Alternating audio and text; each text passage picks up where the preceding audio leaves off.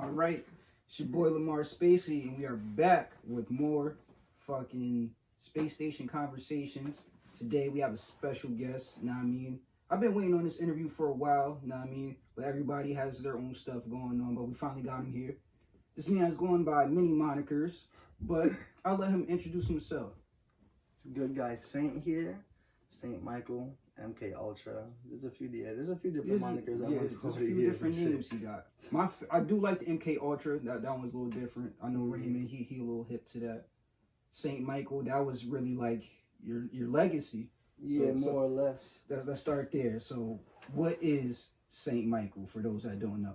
So Saint Michael's was when I transitioned from Wavy Davey clothing over into Saint Michael Studios. I didn't really know like what to name it at first. I just knew that I wanted to kind of like have a deeper meaning for it because that was when I was like learning how to sew, and so I knew the pieces were gonna kind of be more meaningful.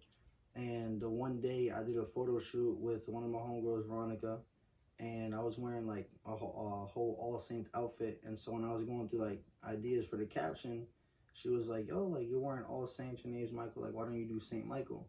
And that name just stuck. Like after that, that's what I kind of put onto like the brand and everything.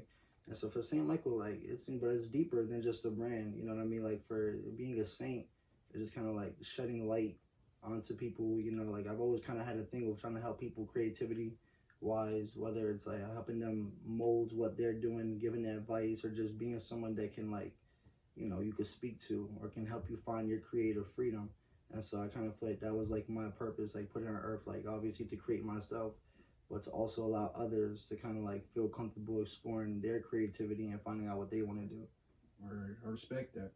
And this is a classic piece here, or this is something brand new? So this is actually a sample. Last spring, I released 2 colorways of the Essential Sweatshirt. This is actually the first time that I was able to get something manufactured and like designed overseas. Okay. So it's kind of like a fresh start to all that before, you know, I joined the team with Good Guy and everything. But this color don't actually... too far ahead now. We're going to get there. Yeah, no, of course, yeah. So initially it was gray and it was tanned. I released the sweatshirts in.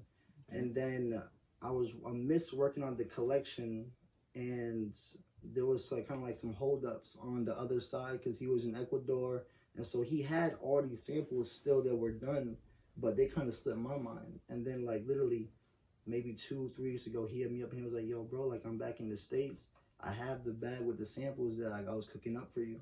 And so this is like the first time that it's kind of like being worn out and about and shit. Or I fuck with that. That's a very nice blue right there. Yeah, I'm not gonna lie, like the blue, perfect spring tone. Hell yeah. So my next question, because you just reminded me of something else. Wavy Davey, that was like your first. That was like your baby at first, right? Yeah. Now you don't have to go into too much detail, but like as you did explain a little bit. What was the purpose with that, and why didn't that name stick? Wavy Davey, it's catchy. Yeah, it was. So with Wavy Davey, I originally made that when I was 17. My first job was at the mall, Abercrombie and Fitch. You know, we'd window shop and stuff like that. Definitely remember. And RIP to Abercrombie and Fitch. They took the store down. They put some bullshit ass store in there now. But I was window shopping on breaks, and I saw the brand Rip and Dip at the time, and I was like, damn, what the fuck, like.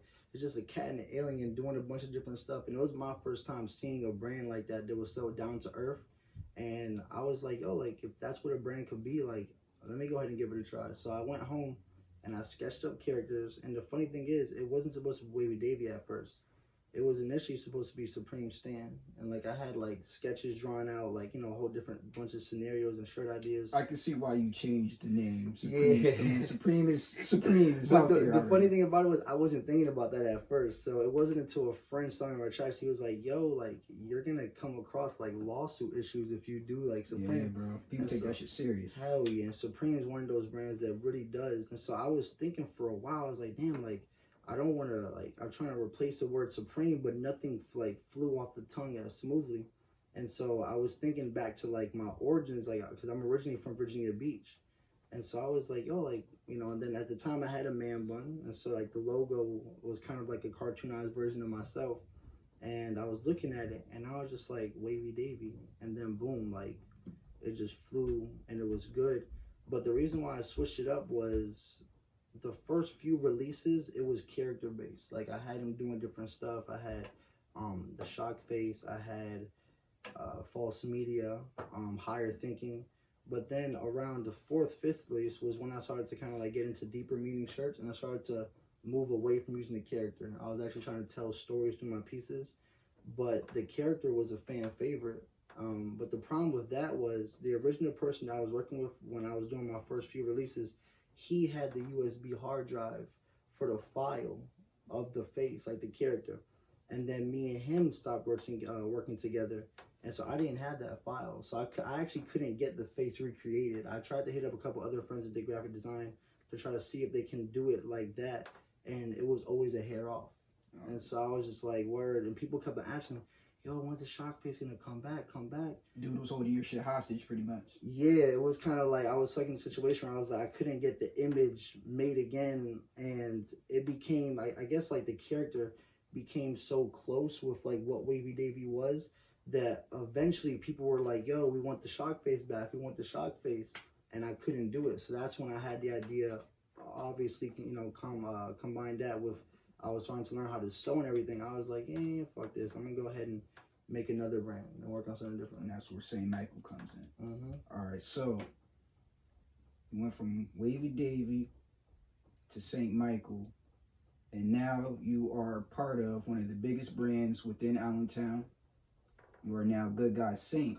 Yes, sir. Before we get into a little bit of that, are we expecting, because from what I've seen on social media, I don't want to say you put that to bed, the St. Michael thing, but it seems like you kind of, now you're focused on Good Guy. So explain how you got into the Good Guy circle and how it's still benefiting St. Michael. So, me and Quill, we actually, we always had a pretty good relationship. When I was doing Wavy Davey, he was like one of the first people to support it. So he copped a couple stuff off me time to time. He kind of watched me grow as a creative. And it's actually really crazy because this was the first time that I believe I ever manifested something. And like after this, like the way I viewed life changed everything. That's something, you wanted to be part of something bigger.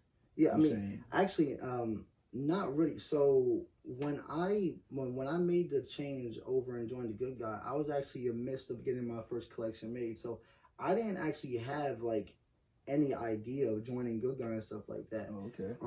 So the one, it was this past spring, I was in Miami with my boys, Dayan and Jameet, and we were on the beach. COVID Central.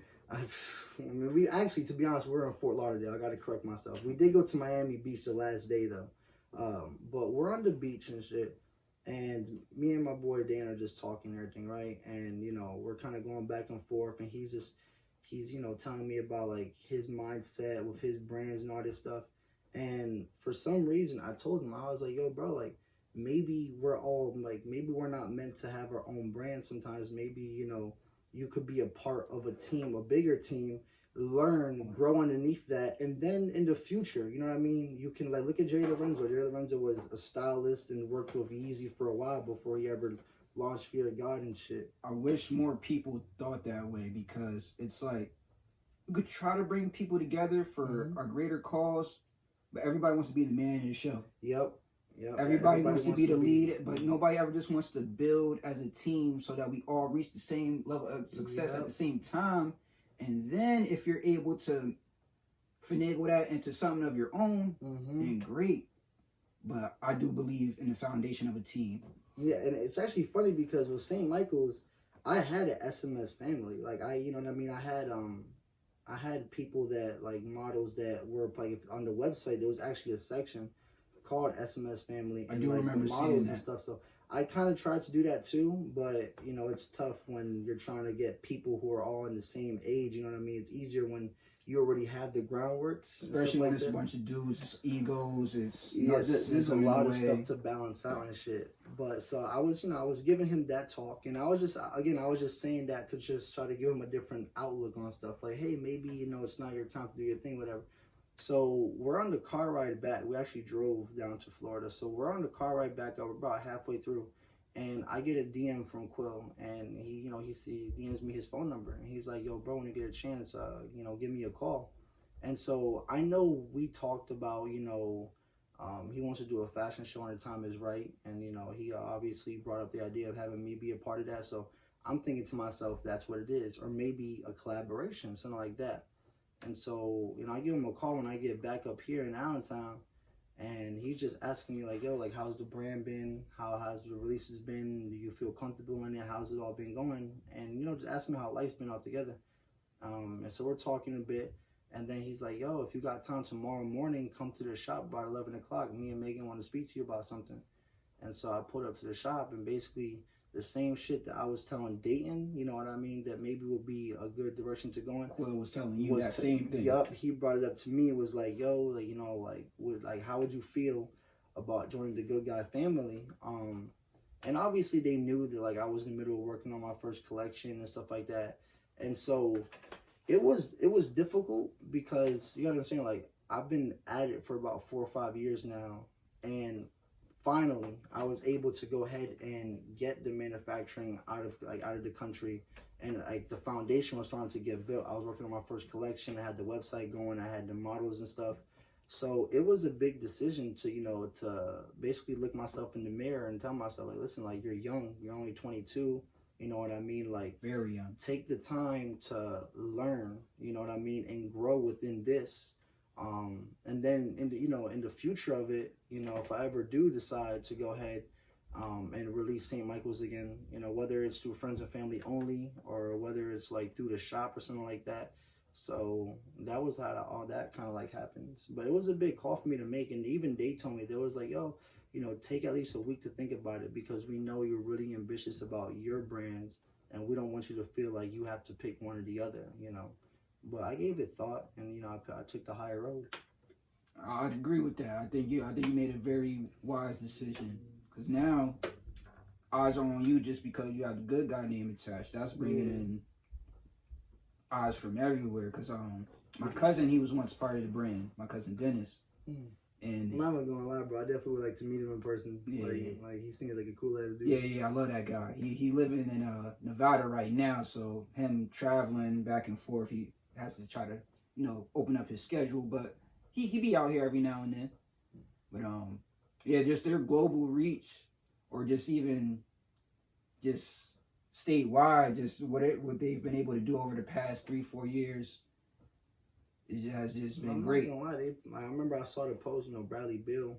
Yeah, Bradley Bill was wearing the cap, and I don't know which friend of mine I was talking to not that long ago, but I was speaking to a friend of mine, and they were at some concert. I think it was a Young Nudie concert, and they said that they saw a few people in the crowd that actually had like the Jimmy Face T-shirts on. Yeah, so little by little, it spreads out there. Yeah, Quill and them, they put in work. They really their reach is out there. So.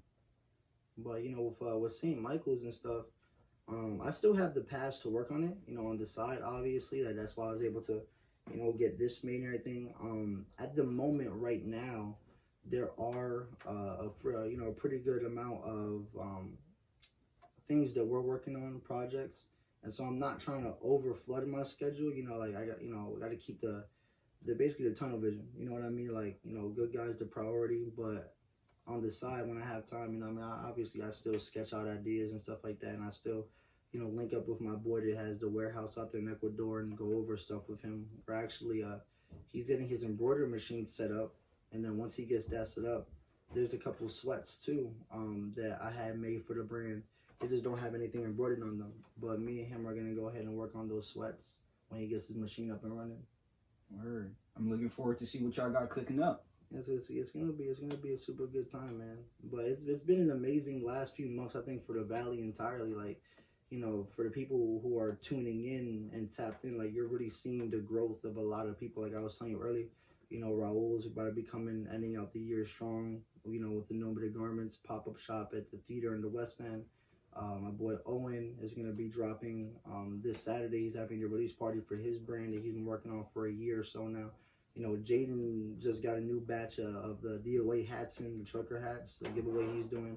So it's been really beautiful to kind of like see that coming of all age. All you peoples is eating. Everybody is kind of like starting to really step into who they are and like put the pressure down. So this new generation that's rising up, it's gonna be, this might little by little, the valley is starting to have an identity, and that's something that I believe we've been building for a couple years now. But yeah, it's definitely getting there. It's starting to the work ethic trying to show. But something that I've learned too from being at the store and working alongside Quill is the importance of also kind of like staying true to your hometown.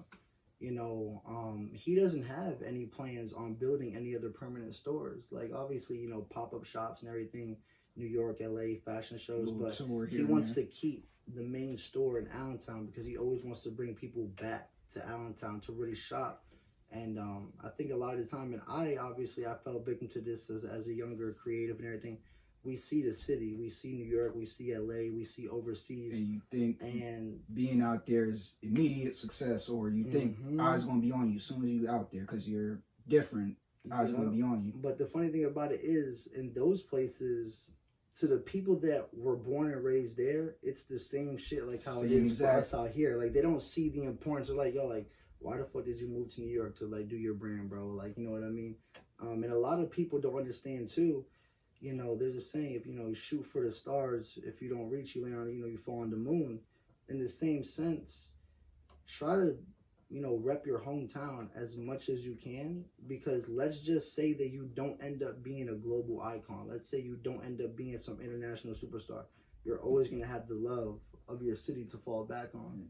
And the more people that keep on moving and stuff like that, that's why it's taken so long for the valley to have an identity. You know what I mean? So we just gotta stay true to. I can agree with that, definitely. Then, depending on what you into, or even if that shit doesn't even matter sometimes. Literally just had a situation. Rest in peace, Young Dolph. Yeah.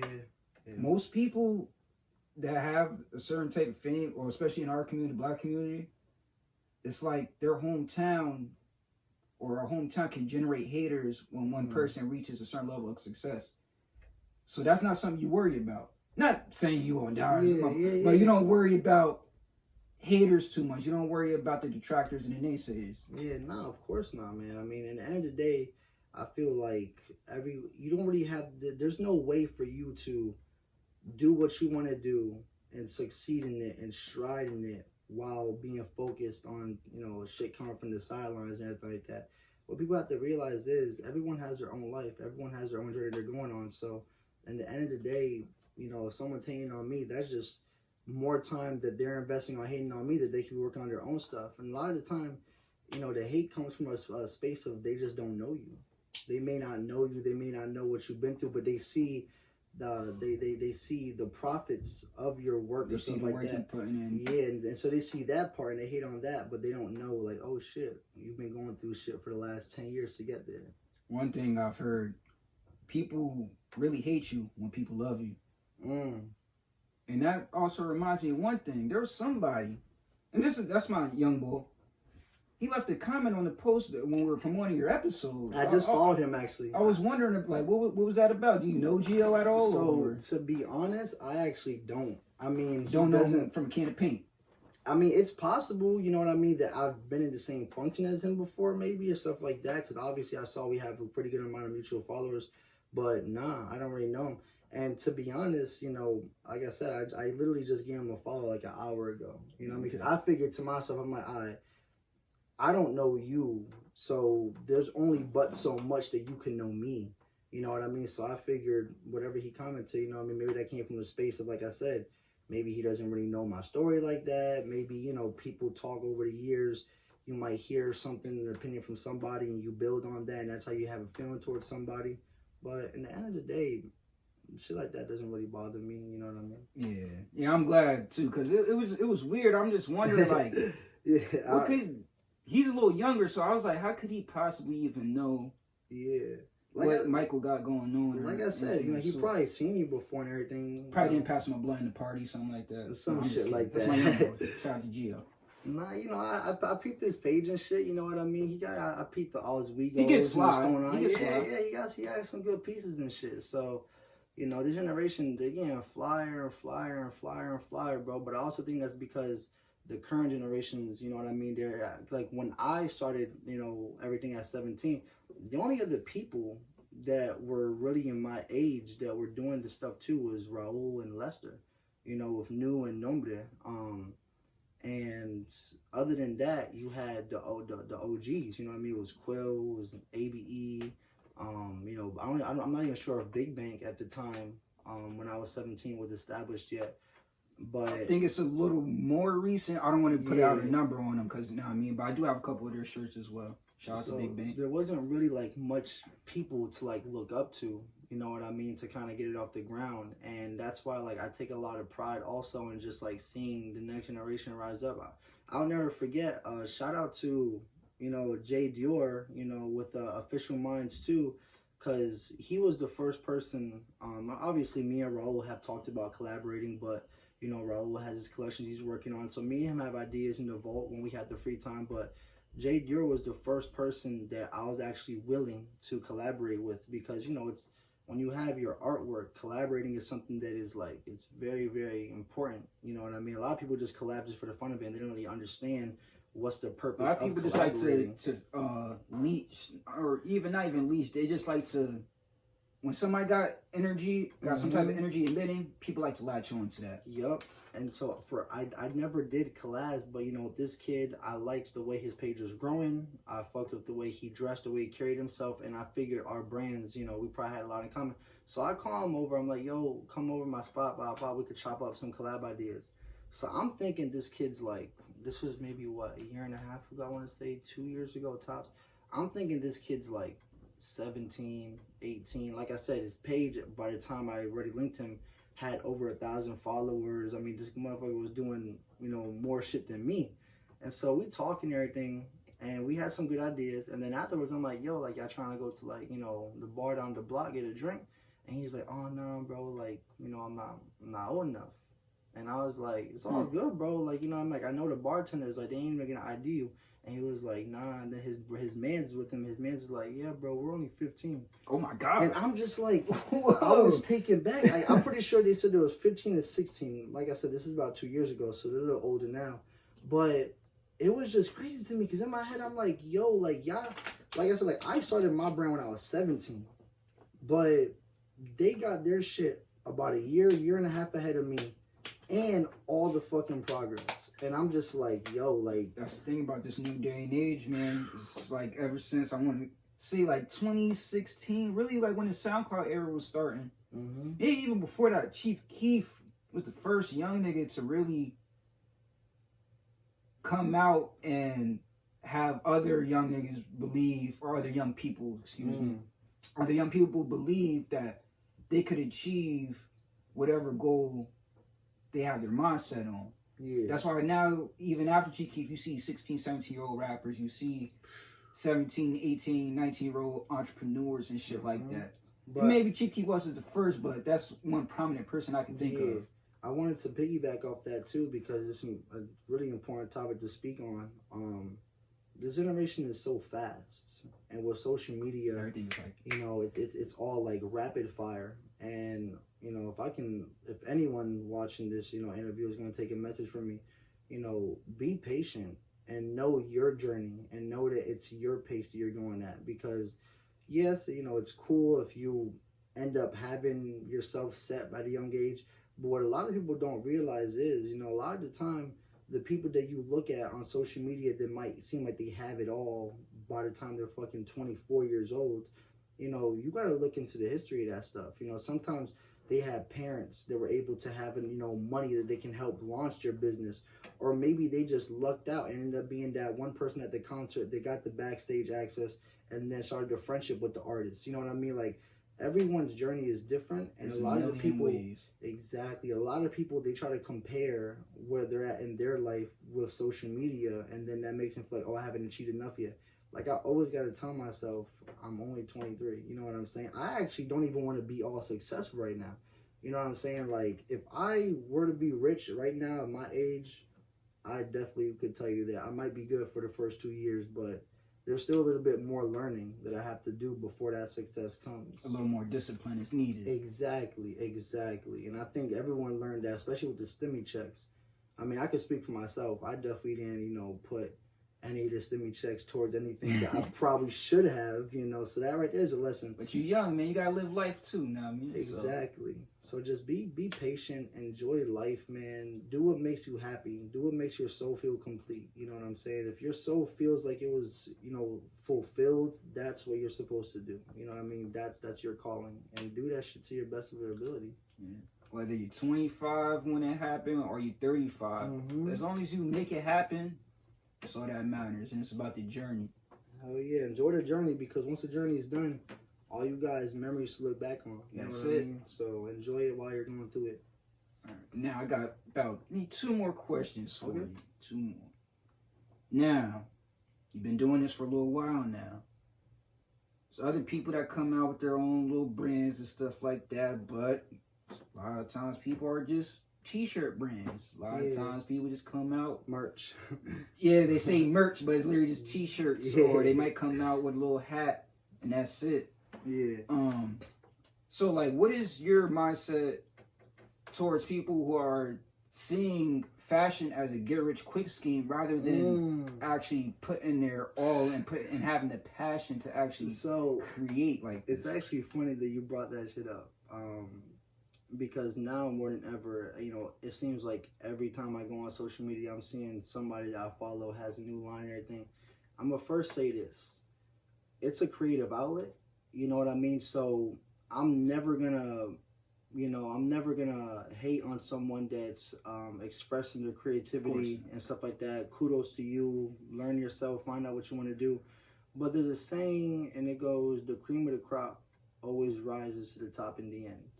And at the end of the day, I can't sit there and, you know, feel any way about people who are trying to get into it. And, you know, you could tell the difference between the people who are doing it as a get-rich-quick scheme and the people who are doing it as a passion. Most definitely. And both are going to make money off of it. Both are going to, you know, allow themselves to, you know, vent and express themselves creatively and learn something from it. But the only difference is the people who are in it for the passion, those are the ones that stick around, you know what I mean? So if you're doing it as a get-rich-quick scheme, I mean, hey, it's cool, you know what I mean? But I'm just going to let you know right now, it's not going to work out permanently, you know what I mean? What Drake's dad say? Only real music going to last. All the other bullshit is here today, gone tomorrow. So. But like I say, you know, with that being said, I don't want to be too harsh on people, you know. It's kind of like music. But it's true though. Like it if is. you don't really have a passion for something, how long will that really last you if you just trying to just because the thing that people don't understand is with brands, like there's a lot more that goes into considering, you know, behind the scenes. Like you have stuff like you got to worry about manufacturers, how much you're paying for the product to come in, how much you're paying to get maybe your image screen printed or embroidered, or maybe if you're doing handcrafted stuff, that's a whole different lane because now you're in control of the value of it completely. You know what I'm saying? But, and then what a lot of people fall at is because they don't worry about the quality of the stuff. You know what I mean? Like, hey, a lot of the time brands usually start off with just Gildan shirts, you screen print it. It's you know, it's the easiest way to start off with brands. But if it's your passion, it's going to show through the quality. Every drop, you're going to see improvements and stuff. And so, like I say, you know, the cream of the crop rises in the end. You know, those who are doing it as a get-rich-quick scheme, they're going to last for a little bit of time. But I'm trying to be in this shit, you know, 15, 20, 25, 30 years. I mean, look at Drake. Motherfuckers been in this shit for how long? 10, 11, 12 years and still basically the top dog. Like, a little longer. It's a lot to be up at the top that high, you know what I mean? So just stay true to it. And like I said, if it's not your passion, it's cool to do it on the side, but if it's not your passion, don't feel no way when it doesn't work out because you have your own car. Maybe you're not meant to do fashion, but maybe you meant to do producing or do photography or model or some shit. You know, don't get stuck on the first thing that you think you like to do. Explore. Exactly. Or just if your first thought is just how can I make money, think about how you can sustain that income. Because if people just see you just putting shit out, quality is not good, shit rips easily, you wash it fades next day. Yeah, first couple of drops it might be good because people are, you know, especially if you have a name to yourself, if you're already popular and stuff like that, oh hell yeah, your first few drops are gonna be good. But then it is gonna get to the point where it's like I like to look at it like in high school, you know what I mean? You have freshman, sophomore, junior, senior, you know what I mean? When you get around to your sophomore year of it, if the fruits of the labor aren't starting to show, that's how you know, oh, okay, bro, you're trying to make some quick money off of it because you're not really taking no new steps now. But to each their own, you know what I mean? Word. Now, my last question, or it's not even really question, man, but Virgil Abloh, rest in peace. Rest in peace. Since this is a fashion episode, I just want to know just a little bit, how, if at all, has Virgil inspired you? Oh, undoubtedly. What he means or what he has meant to you in your fashion journey, and just what you plan to do after you've seen all that he has created and what he's left behind for us to, enjoy and then go on from there. Yeah, so I mean, first and foremost, man, his soul rest in peace, man. That shit was it was sudden, you know what I mean? I was literally having brunch, with my girl, and I came back from the bathroom and boom, the news broke out, and I was like, what?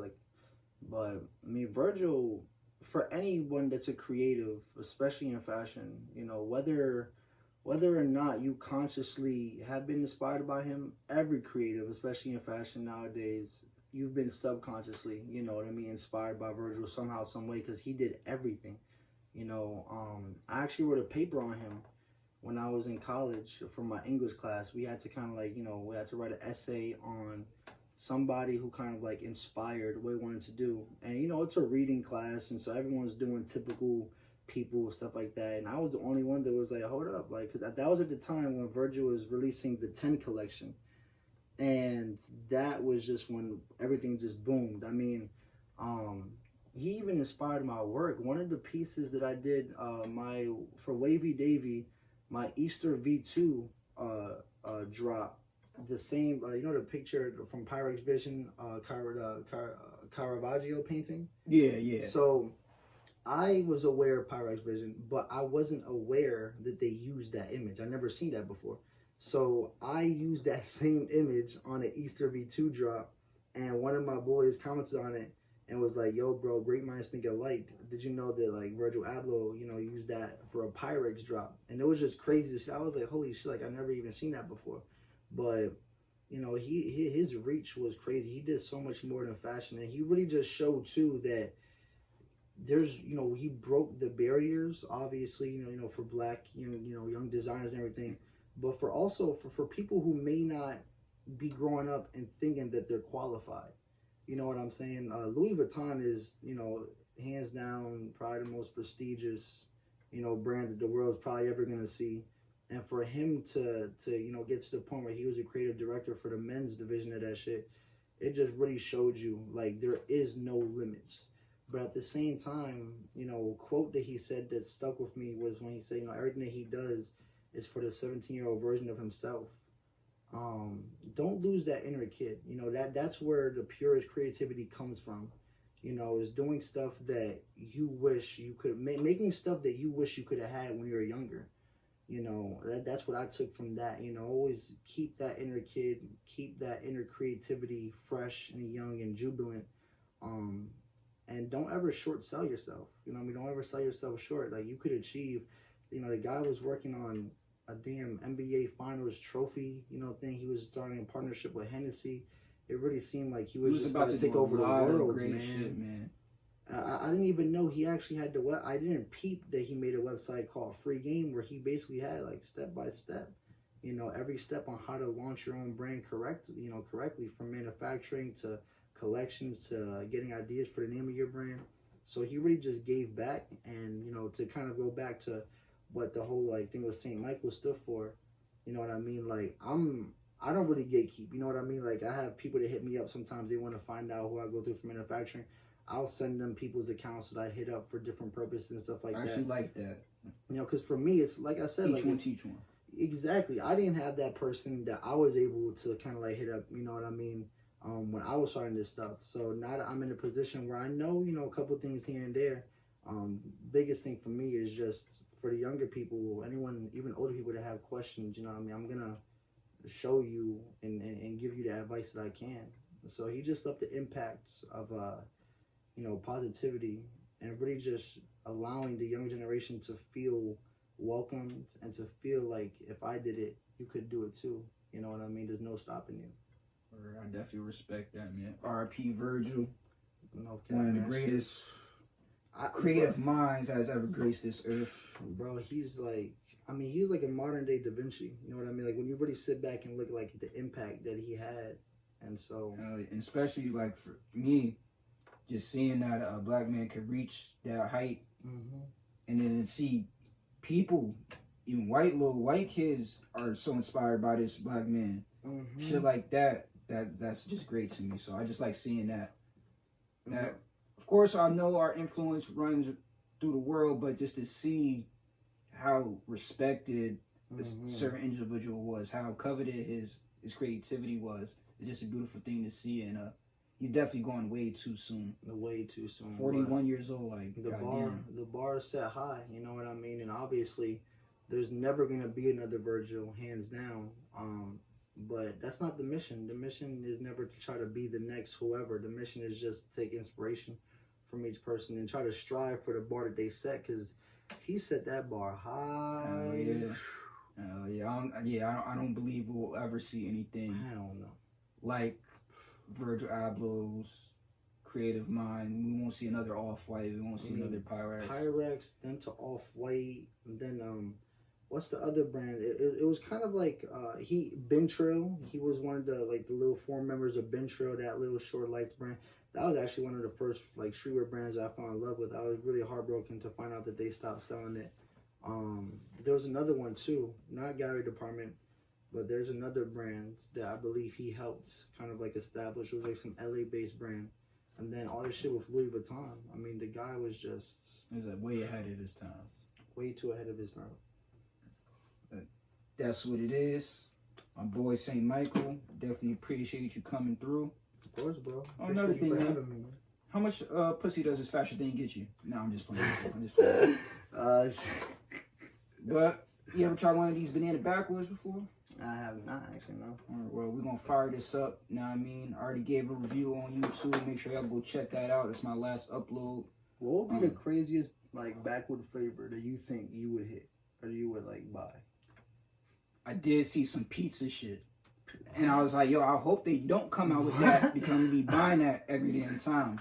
But that's crazy. Thinking about it might be a little not, but I would try the pizza one. I mean, it depends on what flavor, to be honest. But these shit's good money. I ain't gonna hold you. Yeah, because banana is one of those things that it can be very overpowering. Man. Yeah. Like the one time I had caramelized bananas on some French toasts, and the shit delicious. It sounded good, right? I was like, oh shit, this is gonna be hitting, but they actually warmed the bananas up. You know what I mean? So the texture was off, and then the flavor was overpowering. The shit wasn't good. Actually, it wasn't good at all. Shit, I'm gonna have to make that at the crib. Well, it's been another installment of Space Station Conversations. It's your boy Lamar Spacey, boy Neko and the Kim, our guy St. Michael. We are out of here. Peace.